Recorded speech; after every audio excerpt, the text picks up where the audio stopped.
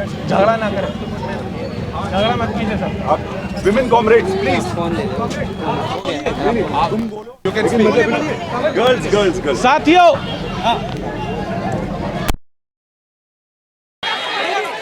साथियों इधर आ जाइए। वो करेंगे साथियों, सब लोग इधर आ जाइए।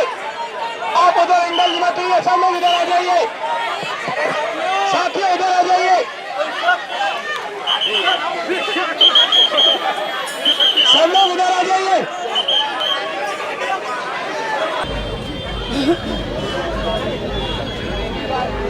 सब लोग इधर आ जाइए। साथियों।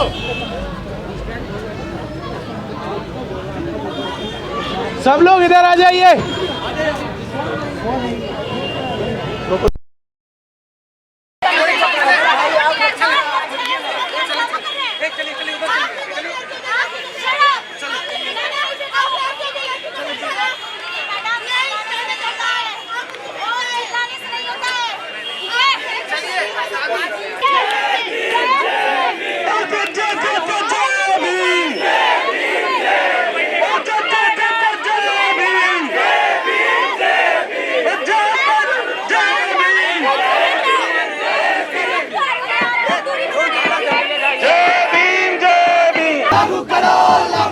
अरे युद्ध से रेगुलेशन लागू करो, लागू करो, लागू करो। हर जातिवाद मुर्दाबाद, मुर्दाबाद, मुर्दाबाद, हर जातिवाद मुर्दाबाद, मुर्दाबाद, मुर्दाबाद। हर रोहित एक्ट लागू करो, लागू करो, लागू करो, हर रोहित एक्ट लागू करो। लागू करो, लागू करो।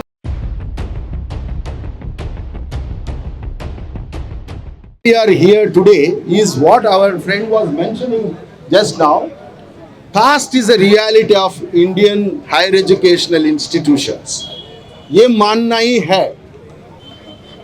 The reason why I am saying is that the casteism का वजह से ही जितना भी लोग सुसाइड कर रहा है, क्या वो कास्ट डिस्क्रिमिनेशन से नहीं हो रहा है? मैंने अभी मेरे पास बहुत आंकड़ा है, किताब भी लिखा है इसका ऊपर। Caste discrimination in Indian universities, caste discrimination and exclusion in Indian universities का जो है, तो उसमें पूरा 600 बच्चे का हमने आंकड़ा भी दिया है। भाई आप ये यूजीसी एक्ट अभी तक नहीं लागू हुआ, आप बोल रहे हैं हमारा ऊपर उल्टा डिस्क्रिमिनेशन होगा। जो भेदभाव करता है वो लोग बोल रहे हैं हमारा ऊपर भेदभाव होगा। भेदभाव का एक कॉन्टेक्स्ट होता है। There is a context where you need to understand discrimination in higher educational institutions. जिस तरीका से रिटर्न में एक क्लासिक एग्जाम्पल बताऊंगा मैं, 2-3 आंकड़े बताऊंगा मैं, जो हम आरटीआई से, सरकार के इंस्टीट्यूशन से हमने जो डेटा मांगा, उस डेटा का आधार पे ही मैं ये बताना चाहूँगा। एक हैदराबाद यूनिवर्सिटी में अंबेडकर स्टूडेंट्स एसोसिएशन ने 2023 में एक आरटीआई फाइल करके पीएचडी एडमिशन्स में किस तरीका से भेदभाव होता है, एक आरटीआई से पीएचडी एडमिशन्स का मार्किंग मांगा। उसमें 4 डिपार्टमेंट्स का मैं एक्सप्लेन करना चाहूँगा। ये 4 डिपार्टमेंट्स जो है ये प्रोफेशनल डिपार्टमेंट्स है। अप्लाइड मैथमेटिक्स है। ये अप्लाइड मैथमेटिक्स डिपार्टमेंट में एससी एसटी बच्चे लोग आउट ऑफ 70 इनको 50 मार्क्स मिलता है। Out of 70 all SC ST जो बच्चे हैं, आउट ऑफ 70 50 मार्क्स मिलता है।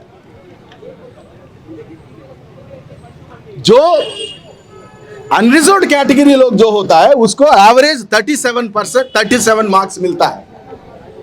बट उन लोगों को वाइवा में मार्क्स मिलता है डबल डिजिट 14, 15, 17, वेरेज जो एससी एसटी जो लोग 50 मार्क लिया उनको 6, 7 या 5 उस तरीके से देता है।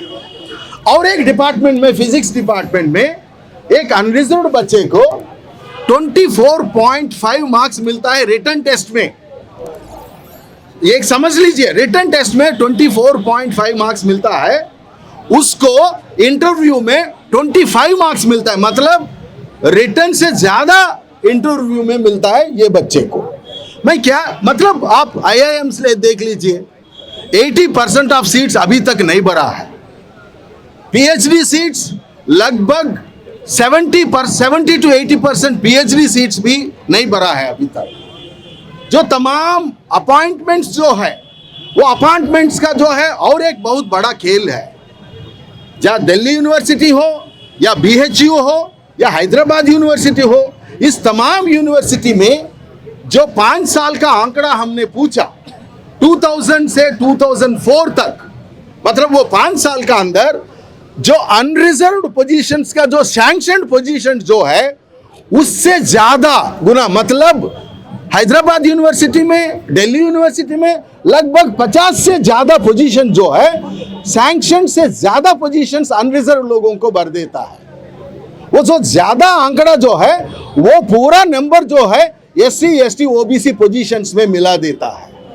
मतलब OBC का पोजीशंस और EWS का पोजीशंस दिल्ली यूनिवर्सिटी में अभी भी 30% से ज्यादा आगे नहीं बढ़ा लगभग। क्या ये जाति भेदभाव नहीं है? इसी मैथमेटिक्स डिपार्टमेंट में जो है, पहले 12 साल का पहले मैंने एक केस को हैंडल किया। एक लड़का था, पासवान था उसका नाम, उसको 10 पेपर में से out of 10 papers he was failed in 9 papers semester system का अंदर। एक ही टीचर उन्होंने उसको, उसका अंदर एक ही पेपर का अंदर पास मार्क मिला। उसका लड़ाई जितना तक खींच के गया हमने, SC कमीशन तक लेके गया हम। SC कमीशन ने फाइनली ये बोला, भाई ये पूरा इसका पेपर्स हमने बाहर वाले के साथ जांचना पड़ेगा। ये अलग बात है, वो लड़का 1 साल उन्होंने लड़ाई करके IIT चेन्नई में एंट्रेंस लिखा, उन्होंने IIM बैंगलोर में एंट्रेंस लिखा, IIM बैंगलोर में, IIT चेन्नई में, उन्होंने दोनों संस्था में उन्होंने एंट्रेंस क्लियर किया। वहां पे इतना, वहां पे उन्होंने वहां पे MSc मैथमेटिक्स ज्वाइन करके फर्स्ट क्लास से वापस आया। मतलब देखिए, क्या ये जाति का भेदभाव नहीं है? मतलब तमाम तरीका से वाइवा में मार्क्स कम देता है, जात पूछता है, there are shameless people, there are shameless people in this university that they will ask caste background of the people when you go for some kind of advice, academic advice. So I have seen it. मैं 35 साल इसी संस्था में है, 35 साल इसी पे मैं काम कर रहा है। तो किस तरीके से ये प्रॉब्लम को एड्रेस करना, उसका वजह से उल्टा 1 हफ्ते का अंदर एक लागू होता है एक्ट। उस एक्ट का अंदर देख लीजिए, ये लास्ट 2 मिनट ले लूंगा मैं। ये जो एक्ट जो है, ये जो एक्ट जो है, वो एक्ट इस तरीका से, वो जो एक्ट है, वो एक्ट का अंदर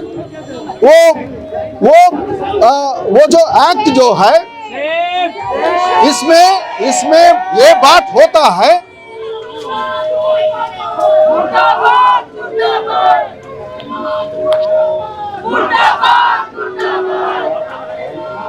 चलिए वापस आइए, आप वापस आइए। वो होता है, वो डिस्टर्ब करने के लिए आता है, वो डिस्टर्ब करने के लिए आता है।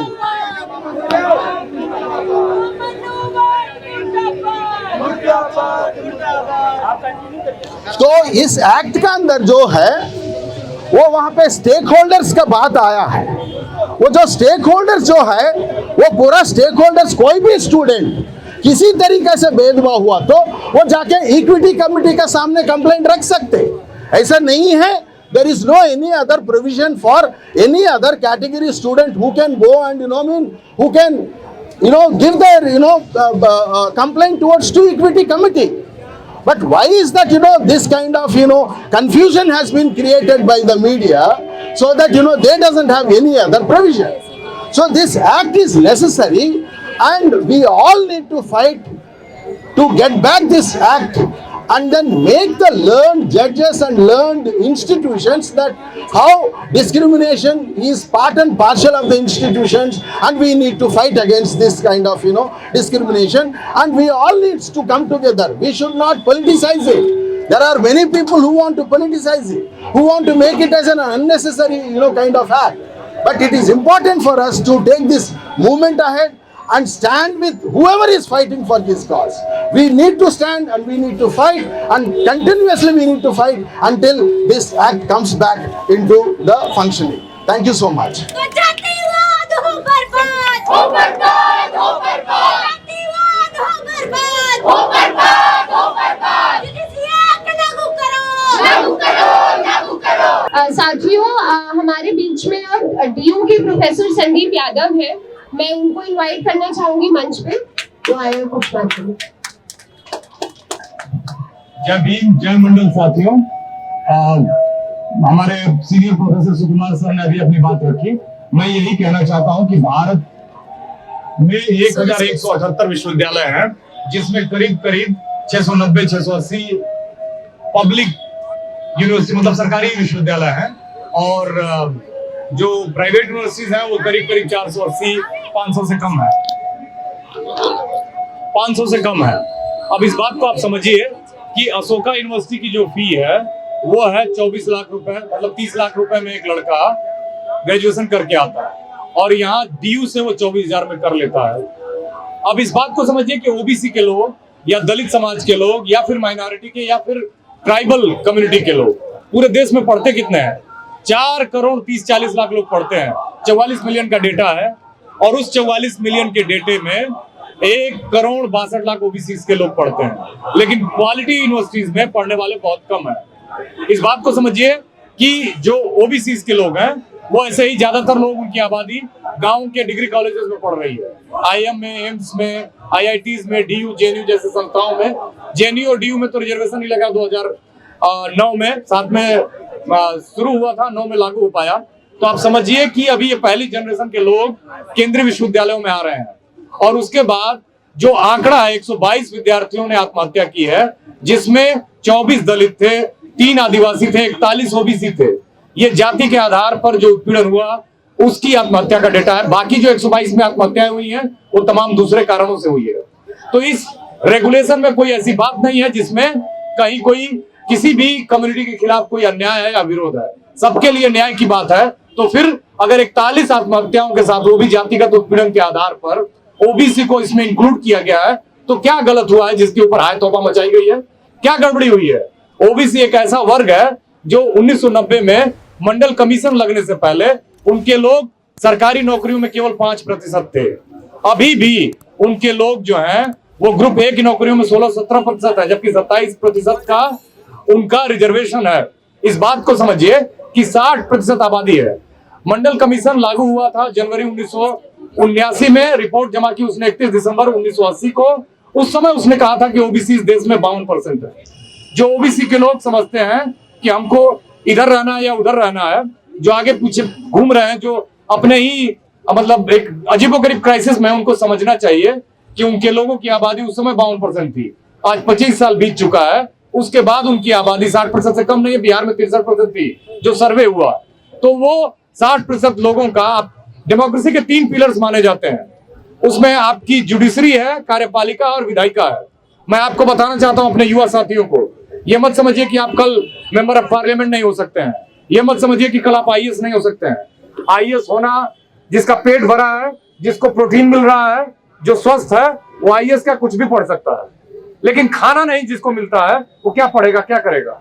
आप समझिए, मैंने बताया आपको कि 4 करोड़ 40 लाख 44 मिलियन लोग इस देश में 12वीं पास करने के बाद पढ़ते हैं। आप सोचिए कि कितने कम लोग यूनिवर्सिटी कैंपसेस में आ रहे हैं। आबादी इस देश की 150 करोड़ है, जिसमें ओबीसी की आबादी 90 करोड़ है। अभी जी मोहन गोपाल जी का 2 मिनट की क्लिप वायरल थी। उन्होंने कहा कि सुप्रीम कोर्ट, भारत की आजादी के 78 साल बाद भी सुप्रीम कोर्ट में एक भी केरला की एक आबादी है, इरवा, उसका एक भी जज नहीं है। यादव को डोमिनेंट कास्ट मानते हैं ओबीसी का। एक भी जज सुप्रीम कोर्ट में नहीं हुआ है। अभी डेटा छपा था अखबारों में कि सुप्रीम कोर्ट में एक ही जाति के 45 से 48% जज है। ठीक है, जाति सही है, लेकिन आपने जाति की नेटवर्किंग, जाति एक ऐसी इंश्योरेंस पॉलिसी की तरह है जो बिना प्रीमियम के रिटर्न देती है। नेटवर्किंग है, जैसे आपके पिताजी प्रीमियम भरते हैं ना एलआईसी का, जाति की नेटवर्किंग में कोई प्रीमियम नहीं भरना होता है।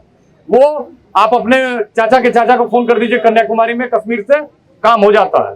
अगर आपकी जाति मजबूत है तो जुडिशरी में लोग आए नहीं। 2014 से पहले का आंकड़ा, अभी तो आंकड़े तैर रहे हैं, उसका कोई क्लैरिफिकेशन नहीं है।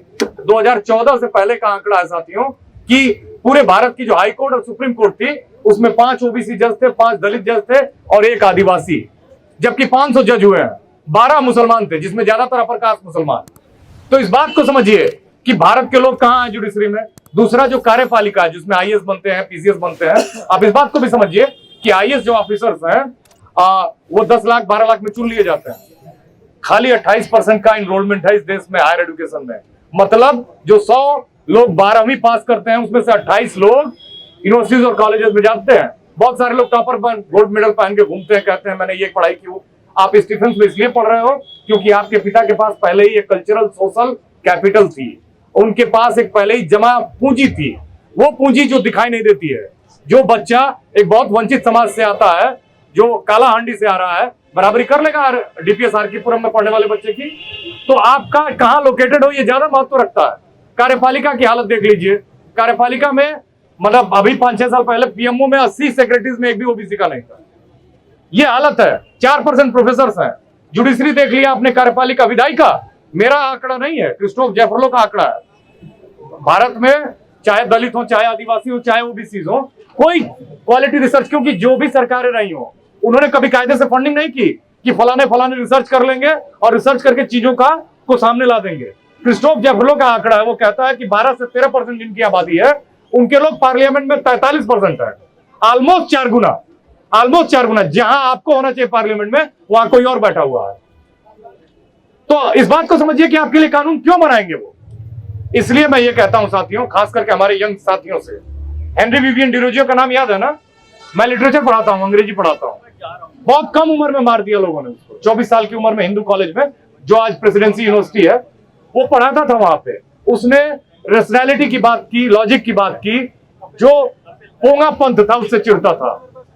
क्रिश्चियंस भी चिढ़ते थे, जो रूल करते थे इस देश में वो भी चिढ़ते थे। बहुत कम उम्र में लोगों ने उसको टॉर्चर करके मार दिया। लेकिन मैं ये कहना चाहता हूं कि आपकी जिम्मेदारी है ये। देखिए, कोई भी दलित चाहे आदिवासी, वो सब हमारे भाई हैं। बड़ा बढ़िया स्लोगन जिसने भी बनाया है, मेरी जाति तेरी जाति सबकी जाति मुर्दाबाद। जाति का जो दम है ना, जाति एक नेटवर्किंग है और जाति ही समाज का कैंसर है। तो इस जाति को तोड़ने पर काम करना होगा। बाबा साहब ने किताब लिखी, रैदास ने तो 500 साल पहले 2 लाइन में, हम थीसिस लिखते हैं ना, उन्होंने 2 लाइन में थीसिस लिखी, जाति जाति में जात है जो केलन के पास, रैदास मानुष ना जुड़ सके जब तक जाति न जात। जाति माने दम्भ, और जब तक मुझे श्रेष्ठता का भाव रहेगा तब तक मैं किसी से जुड़ नहीं पाऊंगा। जब मिलूंगा तो आंखों में चमक नहीं होगी, मन में घृणा होगी। उस घृणा से हमारा संघर्ष है। उस घृणा को खत्म करना है, जाति के अहंकार को खत्म करना है, दम को खत्म करना है। और इक्विटी रेगुलेशन उसको लगवाने में वो हमारा पहला कदम है, जो हम जाति विहीन समाज चाहते हैं, जो हम ऐसा समाज चाहते हैं जो वास्तव में रैदास का बेगमपुरा हो। तो साथियों, ये आपकी जिम्मेदारी है, क्योंकि आप कल के पार्लियामेंटेरियन बनने वाले हैं, कल के ऑफिसर्स बनेंगे, कल के प्रोफेसर्स बनेंगे। मैं चाहता हूं कि आप इस आइडिया को आगे बढ़ाइए। यही आइडिया जो सही में डाइवर्सिटी लाएगा। वो आइडिया नहीं डाइवर्सिटी लाएगा जो करता तो कुछ और है और कहता कुछ और है। जय भीम, जय मंडल साथियों। हमारा संघर्ष जिंदाबाद, जिंदाबाद, जिंदाबाद। जातिवाद हो बर्बाद, हो बर्बाद, हो बर्बाद। जातिवाद हो बर्बाद, हो बर्बाद, हो बर्बाद। साथियों, ये रेगुलेशंस कोई सरकार की मेहरबानी नहीं थे। 6 साल रोहित की माँ और पायल की माँ सुप्रीम कोर्ट में लड़ी, तब ये रेगुलेशंस आए। 5 सवर्ण सड़कों पे उतरे, 10 सवर्ण मीडिया ने दिखाया और 3 सवर्ण न्यायाधीश बैठ करके इन रेगुलेशंस पे स्टे लगा देते हैं। इस आधे अधूरे रेगुलेशन के खिलाफ जिस तरीके से लड़ा गया, वो वर्चस्व की लड़ाई थी, वो वर्चस्व दिखाने का एक तरीका था। हम लोग, क्योंकि इन रेगुलेशंस में तमाम खामियां थी, उसके लिए भी लड़ेंगे, रोहित एक्ट के लिए भी लड़ेंगे। और इस सारी बात पर आगे बात रखने के लिए मैं आमंत्रित करता हूं डॉक्टर जितेंद्र मीणा को। जितेंद्र मीणा आए और अपनी बात रखें।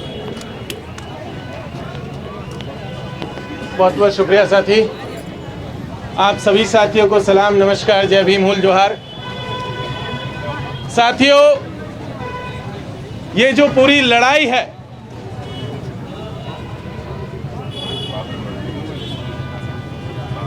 साथियों, ये जो पूरी लड़ाई है इन कैंपसेस में और कैंपसेस के बाहर, समता की लड़ाई है, बराबरी की लड़ाई है। ये लड़ाई आजादी के 78 साल बाद भी हम लोगों को लड़नी पड़ रही है। ये सच में बहुत दुखद है। आजादी के साथ हमारे पुरखों ने एक सपना देखा था कि ये लड़ाई अब खत्म होती है, कि नया मुल्क बनाएंगे, और उन्होंने सोचा था कि जातियों के नाम पर होने वाला भेदभाव खत्म हो जाएगा। उन्होंने सोचा था कि इंसान को इंसान माना जाएगा। उन्होंने सोचा था कि ये जो भेदभाव की दीवार है ये गिरा दी जाएगी, लेकिन ऐसा हुआ नहीं। इन विश्वविद्यालयों के कंधों पर एक बड़ी जिम्मेदारी थी कि इस देश के दलित, पिछड़े, आदिवासी, माइनॉरिटी सेक्शन के लोग, महिलाएं, पीडब्ल्यूडी कैटेगरी के लोग वो इन विश्वविद्यालयों में आएंगे और इसे खूबसूरत बनाने का प्रयास करेंगे। लेकिन हमने ये भी देखा कि इन विश्वविद्यालयों में उन्हें घुसने से किस तरीके से रोका गया। पहले उन्हें एडमिशन के देने के समय रोका गया, अलग अलग तरीके अपनाए गए। उसके बाद जब किसी तरीके से वो इन विश्वविद्यालयों में घुस गए तो उन्हें आगे बढ़ने से रोका गया। आप लगातार देख रहे होंगे कि इन विश्वविद्यालयों से किस तरीके से खास करके जो मार्जिनलाइज सेक्शन के लोग हैं वो पीड़ित होकर के उन्हें प्रताड़ित कर दिया जाता है, और उसके बाद वो इन कैंपसेस को छोड़ करके जा रहे हैं। अलग अलग सरकारों का डेटा लगातार हम देख रहे हैं कि ड्रॉप आउट रेट्स में किस तरीके से दलित, पिछड़े, आदिवासियों के बच्चों में इजाफा होता जा रहा है। हमने ये भी देखा कि जो बच्चे किसी तरीके से आगे बढ़ गए उनको नौकरी के लेवल पर, उन्हें रिसर्च के लेवल पर रोका गया। उन्हें इस तरीके से टॉर्चर किया गया कि कभी उन्हें आत्महत्या करने को मजबूर कर दिया गया। कभी कोई साथी रोहित की शक्ल में हमारे सामने देखा गया, कभी कोई पायल, कभी डेल्टा, कभी इंद्र मेघवाल, और कभी हमने देखा दर्शन सोलंकी, अनिल मीणा को, अनिमेश खाट को। ये तमाम वो नाम है, ये एक पूरी लंबी परंपरा है इन विश्वविद्यालयों की कि दलित, पिछड़े, आदिवासी तबके से आने वाले बच्चों के लिए ये विश्वविद्यालय डेथ चैम्बर हो गए हैं। और सिर्फ हालात आप देख रहे होंगे कि लगातार खराब होते जा रहे हैं। वो लोग जिनके ऊपर ये जिम्मेदारी थी कि न्याय देंगे, उन्होंने न्याय देने के बजाय इस भेदभाव को बढ़ाने का काम किया। इन संस्थानों में जो लोग बैठे हुए हैं उन लोगों का कैरेक्टर देखिए, उनका सोशल बैकग्राउंड चेक कीजिए, पता चलेगा कि वो किस तरीके से इस देश के दलित, पिछड़े, आदिवासियों को बाहर निकालने की कोशिश कर रहे हैं। यूजीसी रेगुलेशन जब 2012 में आया था, बहुत लंबी लड़ाई के बाद आया था। उससे पहले इन विश्वविद्यालयों का नेचर देखिए तो ओबीसी की संख्या लगभग 0 के करीब है। 1997 से पहले इन विश्वविद्यालयों में और इसी विश्वविद्यालय में देखेंगे तो दलित और आदिवासी तबके से आने वाले बच्चों की संख्या एकदम नगण्य है। वो लगभग जो है सिंगल डिजिट में उनकी संख्या है। बहुत मुश्किल से, बहुत लंबी लड़ाई के बाद पंजाब हाई कोर्ट का ऑर्डर आया और 1 जुलाई 1997 से इन विश्वविद्यालयों में दलित और पिछड़ों की एंट्री हुई। हमने देखा कि इसी विश्वविद्यालय में 2013 के बाद ओबीसी के बच्चों का आना शुरू हुआ। तो एक लंबी लड़ाई के बाद 2012 का रेगुलेशन आया, लेकिन वो रेगुलेशन हमारे बच्चों के साथ न्याय नहीं दे पाया और तमाम तरीके की दुर्घटनाएं हमने देखी। फिर एक लड़ाई शुरू हुई जो राधिका अम्मा ने लड़ी। उनका ख्याल था कि उन्हें अपने बेटे के लिए न्याय मिलेगा और जो बेटे इन विश्वविद्यालय में आने वाली जनरेशंस में आएंगे उन्हें भी इस तरीके का हादसे से ना गुजरना पड़े। एक लड़ाई उन्होंने लड़ी थी और उसके चलते 2026 का रेगुलेशन आया। लेकिन आपने देखा कि एक मीडिया में एक प्रोटेस्ट खड़ा किया गया, कुछ लोग खड़े हुए और सुप्रीम कोर्ट में जाकर के उस पर स्टे ऑर्डर लेकर के आ गए। यही वो चीज है जिसको समझने की जरूरत है कि हम दशकों तक लड़ते हैं, हम हजारों साल लड़ते हैं, लेकिन एक रेगुलेशन हमारे पक्ष में नहीं आता है और उनके लिए 3 दिन में मीडिया जो है माहौल बनाता है और सुप्रीम कोर्ट ऑर्डर दे देता है। आपको याद होगा कि आज भी तमाम तरीके के केसेस इस देश के एसटी, एससी, ओबीसी से आने वाले लोग अपने न्याय के लिए अलग अलग कोर्ट्स का दरवाजा खटखटाते हैं, लेकिन उन्हें न्याय नहीं मिलता। लेकिन दूसरी तरफ यूजीसी के रेगुलेशन पर 3 दिन के भीतर एक स्टे ऑर्डर आता है। और जब स्टे ऑर्डर आया उसके बाद आपने देखा होगा कि मीडिया में अलग अलग तरीके की हेडलाइंस चलाई गई। कहा गया कि ठाकुर पंडित जीते और फलाने वाले हार गए।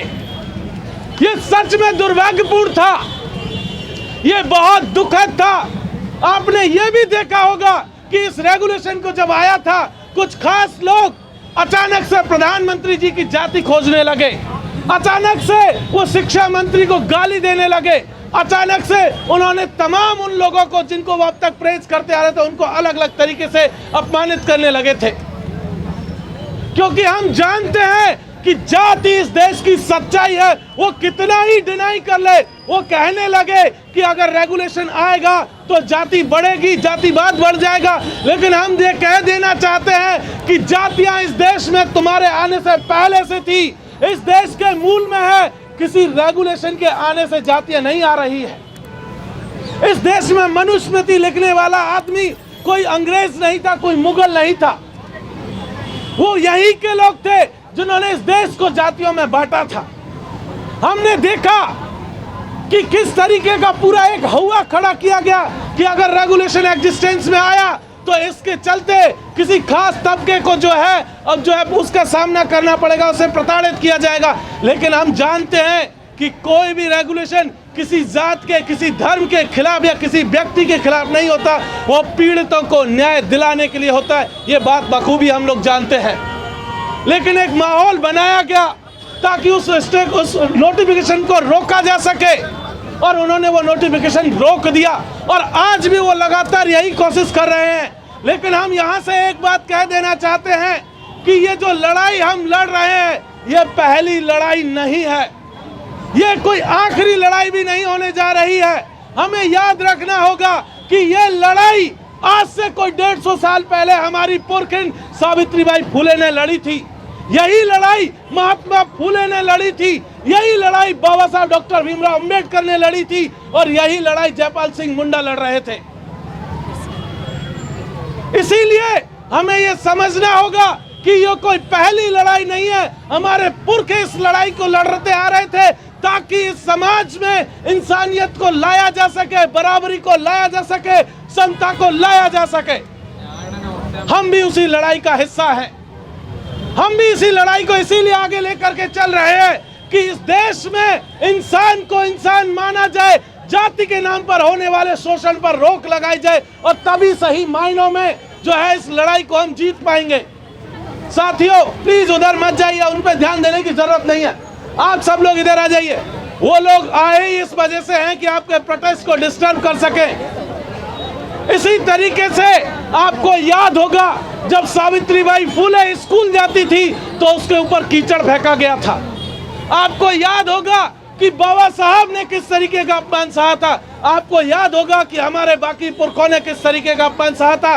ये वही लोग हैं जो नहीं चाहते कि इन कैंपसेज में बराबरी आए, वो नहीं चाहते कि इन कैंपसेज में समता का रेगुलेशन लागू हो। और इसीलिए साथियों ये लड़ाई हमें यहाँ इस कैंपस तक ही सीमित नहीं रखनी है, इस लड़ाई को हमें आगे लेकर के जाना है।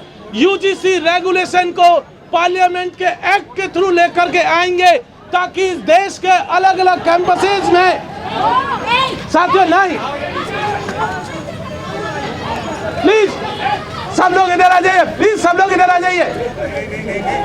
नहीं मारपीट करने लगे। Comrade of ours was pushed and kicked. आराम से विमेन कॉमरेड आप लोग जाइए प्लीज। नहीं गिरा दिया है। सब लोग इधर आ जाइए।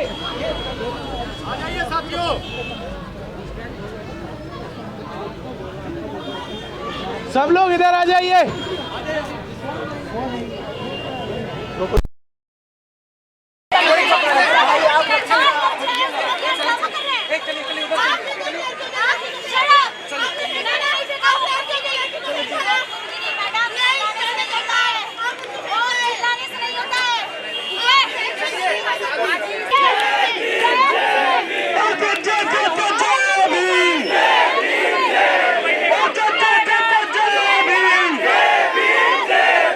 जय